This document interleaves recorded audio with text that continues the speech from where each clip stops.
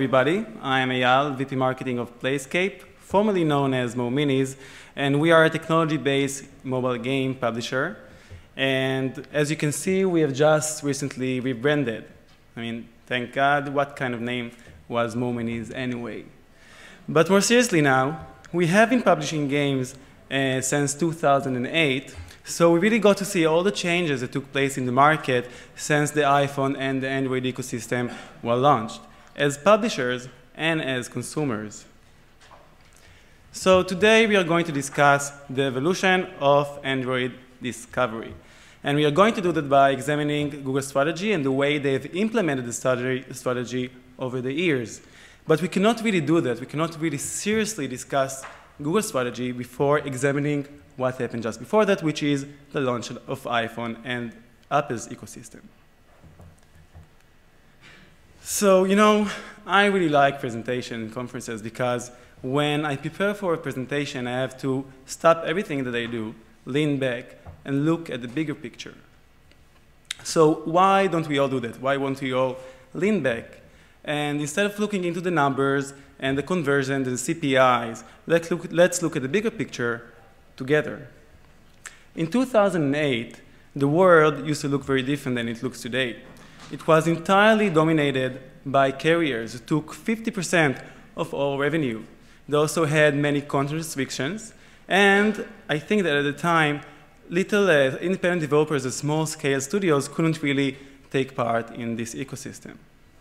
I think this is also partially of the reason why the content and the games at the time were really, really bad.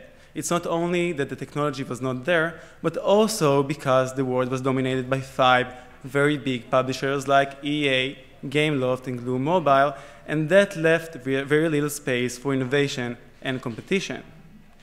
And to top that all off, it was a very fragmented market. From the devices standpoint, we had many Java ME devices with lack of standardization, and that was a nightmare for developers.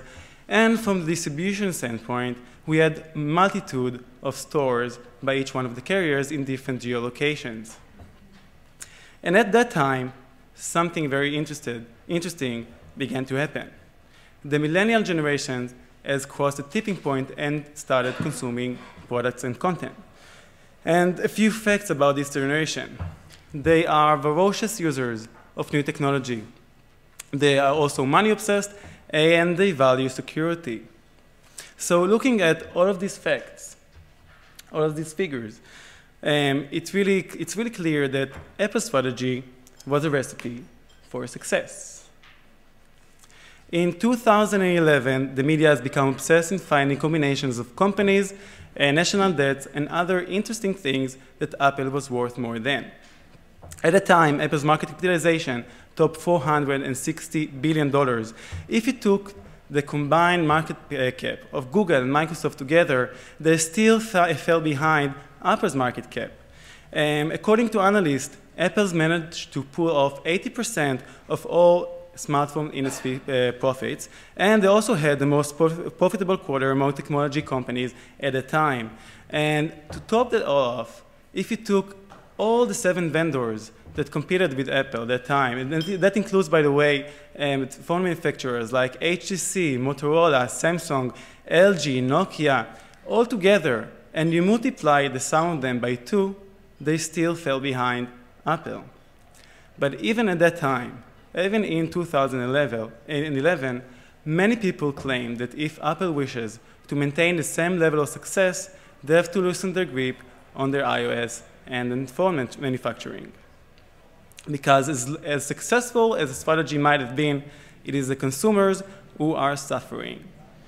Because Apple's go-to-market strategy is based on 3 main things. First of all, let's say it's not 3 main things, they have lockdown devices, so there are 3 main implications to that. First of all, there are many content limitations. And I'm not only talking about the fact that Apple is well known for taking applications that don't meet their content restrictions off of Apple App Store, like WikiLeaks and other ebook applications. I'm also talking about open source applications like VLC Media Player, because when you upload an application to Apple App Store, the binary code is modified, which means that applications that are using the GNU public license, they have to get the authorization of all authors in order to upload the application online. So the VLC, for instance, the most popular media player, cannot be there. But it's also applications that let you tether the device to your computer, changes the look and feel of the application, or just require a deeper level of integration into the OS level, like swipe, being left out. And I know it's a personal preference, but it's just painful watching my iPhone holder friends using the legacy keyboard instead of using swipe. And while it is okay to have content limitation in a store, it is not okay when this is the only store when the consumer can go to consume content. And I know that you can say that the users can go and jailbreak the device, but there are some serious implications to doing so, because Apple, in a way, is threatening all the users to remove all warranties for the hardware and the software. And although nobody is expecting them to take any warranties for modifying the software if you don't do it with them, something had nothing to do with the jailbreaking your device, for instance, a faulty of the screen. And to top that all off, they're also taking 30% of all revenue worldwide. So Apple, in a way, changed the way we see mobile computing, but they've also shaped the way that we see the mobile ecosystem as a whole. So while we are leaning back, let's see whether it makes sense. You have a device manufacturer that sells you a computer. It's a floating computer, but it is a computer. You cannot change the operating system. You can only consume content from the App Store that belongs to the same vendor that sold you the computer, and are taking 30% of all revenue. And while we are sitting back and leaning back, let's think, does it really make sense? We have to mind our mind in the way we see mobile distribution. Unfortunately, Apple is taking the same restrictions they pioneered on the iPhone and are taking them to macOS laptops and desktops. In 2011, they've launched the Mac App Store, where they're also taking 30% of all revenue. And in case you're trying to go somewhere else and install an application, this is the warning that you see. And in case you can't see the text, this is another slide with bigger letters. And they tell you practically that you should take the software and move it to the trash. Now, this is a very dangerous approach, because not only does it limit the applications you can consume today, but it also limits the application that you can consume in the future, because it's stifling innovation and competition. It is also extremely dangerous because now the consumers are educated to think that this is all okay. Luckily, the Apple strategy has also led the way out, because Apple is vertically integrated into everything that they do, from the phone manufacturing to the OS and to the App Store. And that makes sense because Apple's bread and butter was always to create sleek and beautiful hardware that to fit around the easy-to-use and intuitive software. Google, at 2007, had no experience in creating hardware at all. So any attempt of them to compete with Apple in their home turf would have been a complete failure. So instead of trying to compete in their own game, they've decided to change the rules of the game. And they provided an open platform for manufacturers and app developers, and they let them run wild. In many ways, this is standard economic 101. Needless to say, Google's strategy was a smashing success. In the second Q of 2012, you can see here, this is a table given by Gartner. There were almost 100 million devices, Android devices sold, and only about 30 million devices of Apple sold. And it's not only in emerging markets, also in big markets like the US, for instance, you can see that both in trends and in absolute numbers, Google is basically kicking ass. And they are catching up in distribution, in number of applications, and also in revenue. And why is this important? Because everything that we see in Google Play, everything, is a manifestation of Google's strategy. Let's see what happened in 2011. Back then, Google didn't care whether they are making money or not. All they wanted to do is to make their mobile services widely available as possible. And the result was a mess, both for developers and end users. The multitude of applications and the multitude of devices created a lot of confusion. And since Google didn't really care whether they are making money or not, the developers didn't make money as well. For instance, today, there are more than 700,000 applications in Google Play, and 99% of them simply disappear. Less than 5% of the applications are downloaded more than 50,000 times, and less than 1% of the applications are downloaded more than 250,000 times, and even this number is not that big.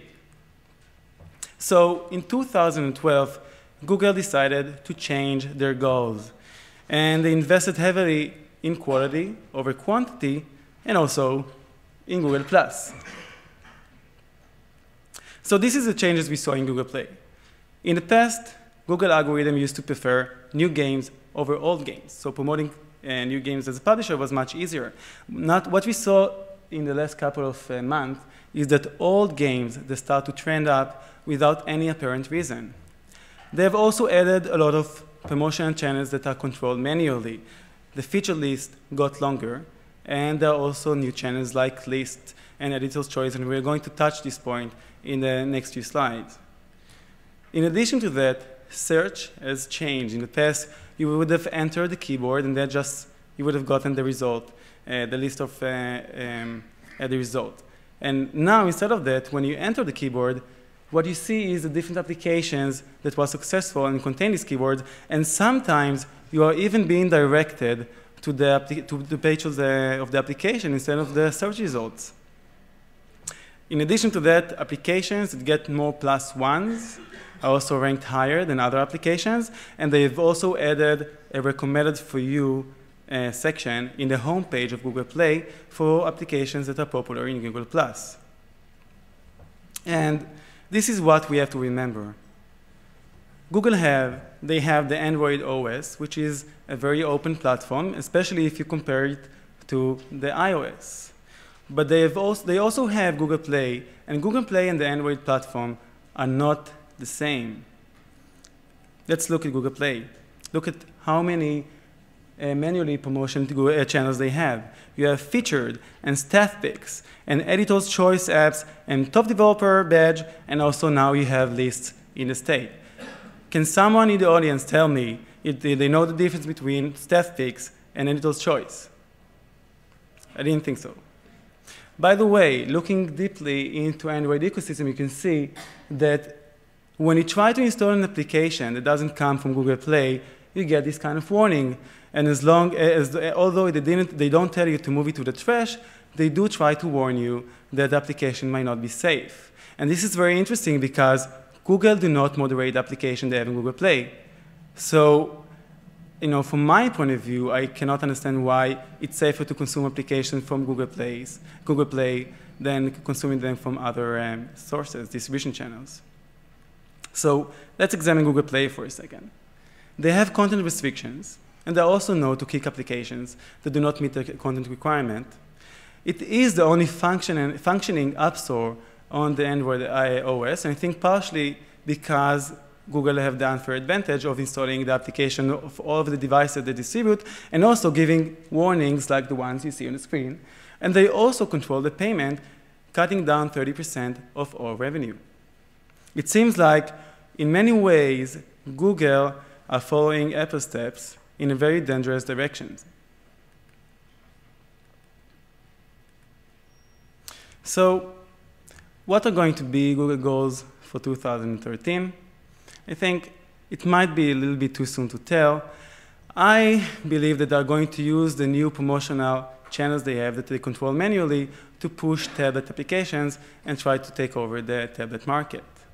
I do know that if we lean back, for instance, and instead of looking at the numbers, what we can do is look at the bigger picture, and that way we can ensure that we might be able to see what's going to come. What I do know is the fact that Google and Apple are going to control as much as they can, as long as they can, because, let's face it, it's nice to be a king. But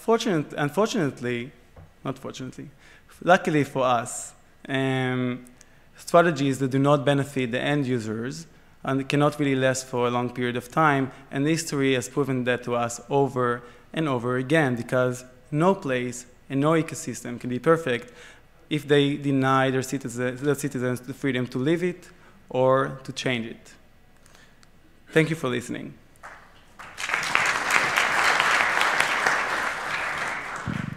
Well, thank you very much. So, do we have any questions? Oh, we have a question right there at the back.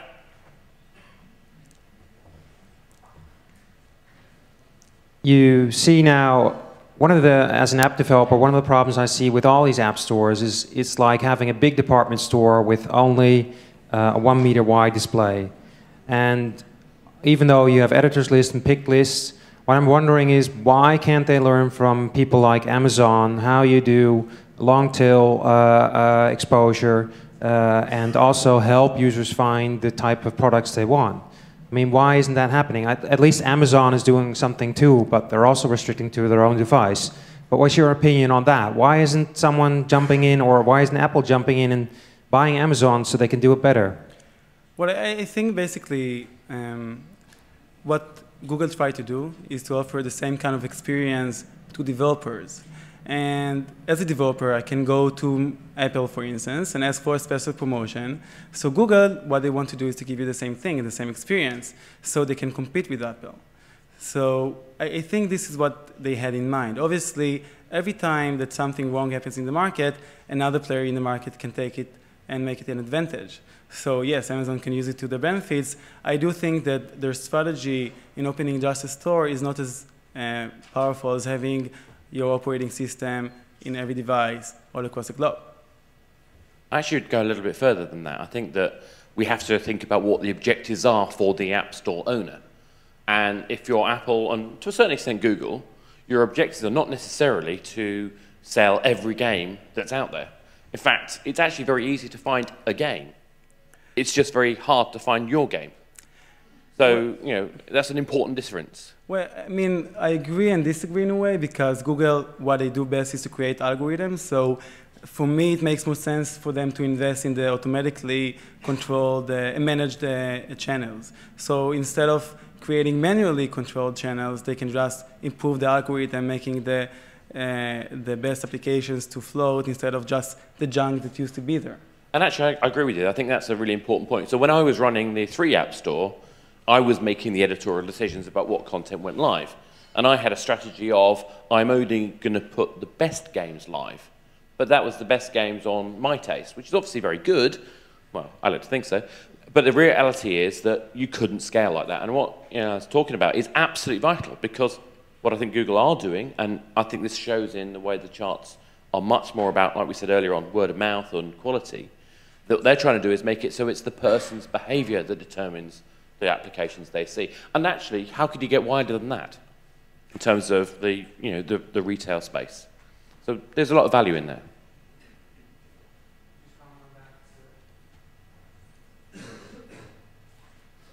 What I see that one of the advantages of, I'm talking about Amazon also, is how they are to you as a consumer. If I go find an academic book on games, I buy 3 or 4, because I always find 3 or 4 others, and they've got a rise price and everything. If you look at the App Store, I make children's apps, and I see that in Holland, they're featuring apps that are all English for children from 4 to 8. It's just like, yeah, but it's too easy to do it this way instead of looking at how to write to the public. I think that they could actually sell twice as many apps, because people aren't buying apps if they would just look into a broader context perspective. But it's too easy for them to earn money now. But I'm wondering where in the industry we can change this so that it would be more really a consumer thing. I can find the product I want, and a developer can offer the product they want to deliver, instead of everybody talking the past few days on getting the top 25. There are only so many places in the top 25. I mean, I've got a view on that. What are you thinking? So why don't we just stop relying on the App Store as being the only access point? I mean, I mean, it's probably heresy to say that, but you know, that's actually probably where I think you're going. You know, and actually, we should be using all of the channels available to us. And this is where I think Apple have a very good technique. And I talk down about Apple a lot. I mean, I've complained about Apple a lot, mostly from that fact that I have run stores, so I know that they could earn 10 times their revenue, not just twice. I believe they could earn 10 times their revenue. But there are lots of reasons why that's more hassle than it would necessarily be worth. What they do really well is the affinity scheme. So I can, you know, go directly with a link that says I drove that traffic and get an extra, I think it's 4%. Someone will correct me if I'm wrong. An extra 4% of revenue. That's really important. So if I'm not driving traffic to that link, I'm throwing away money. So actually, I should take responsibility for marketing my title as effectively as possible. With Google, I'd say there's a different strategy that we can think about, which is that there are other app stores out there. And actually, I think the most interesting thing for me about Google, and I think one of the reasons why I think Google will, in the end, do some really incredible stuff, is because it's not just about what Google Play does. And the reason why the Amazon store can be as interesting as it is because they can use the Android platform, but it's their drive to their devices that matters for them, and they get some great revenues from that. But you can go even further. You know, look at the 72 app stores in China.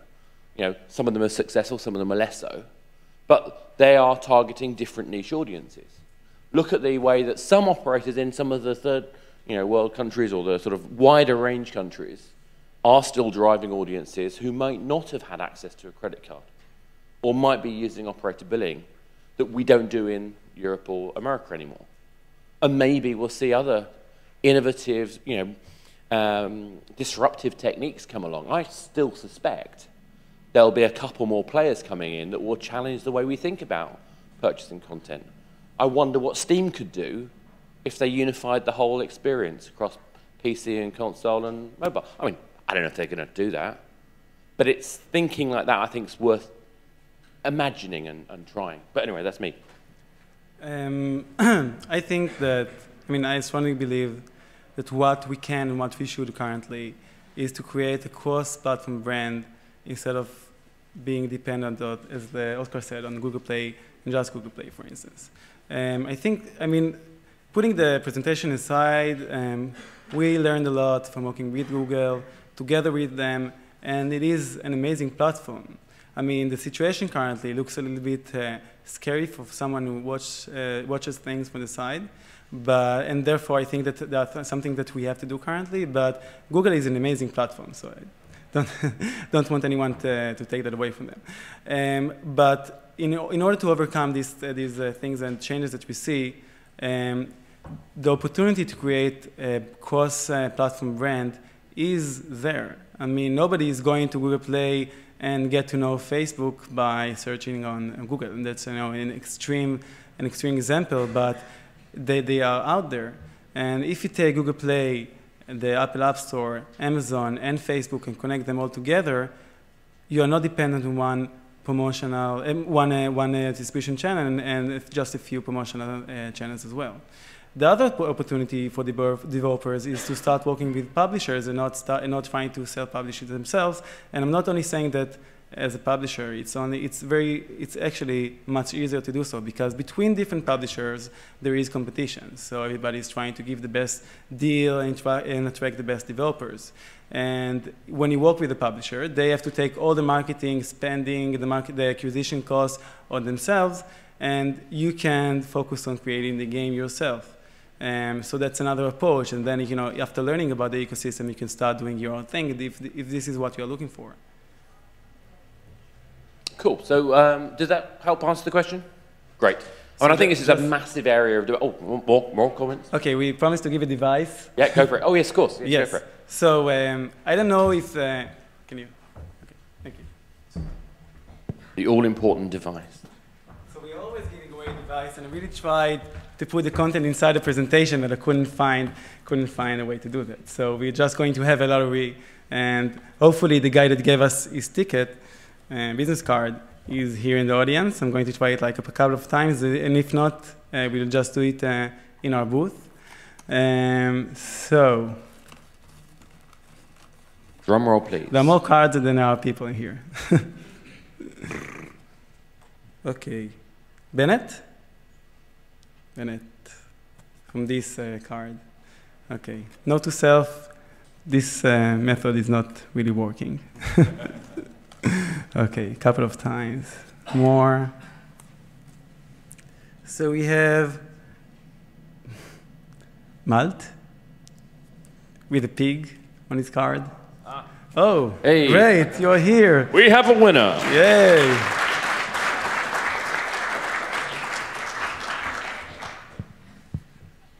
And the next 7 is a great device. There you go. Cool. So I think, are we done here? Keep going. Yeah, we have, in an unusual situation, we're ahead of schedule. So That's great. Carry on. So if you decide not to stay for the next lecture, you can come to our booth. We are having a happy hour, providing beers, and celebrating the new brand of Playscape. Thank you.